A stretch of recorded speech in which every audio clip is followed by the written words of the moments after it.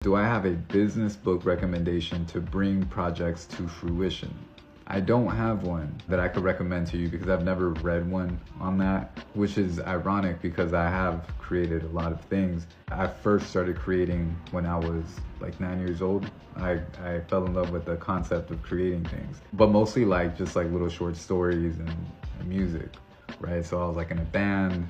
I had like a metalcore band as a teenager, and we had a rock band prior to that. I always wrote hip hop.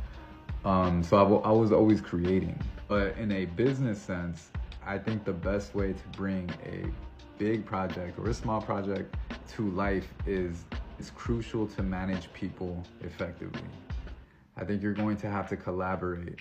It was easier to create for me as a young human to now as an adult, and it is much more difficult to create now because you have scarcity of time. And when you're young, you just go to school, but after school, you have all these hours, you have all this free time. And in today's system, it is very difficult for the middle class, lower middle class, low class, whatever class we belong to. We're very time scarce. So I think that when you're trying to bring a project to life, it's very important that you collaborate with other people and you manage other people. Find individuals who take instructions well and appreciate constructive criticism.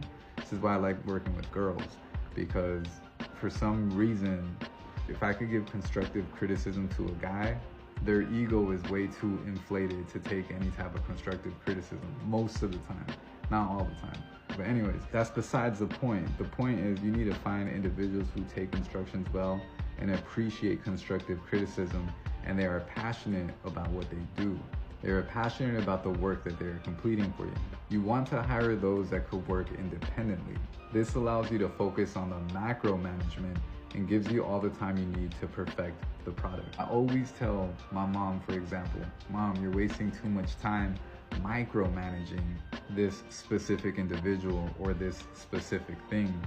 You need to focus on your real estate sales. This is outside of what you should be focusing all your time on.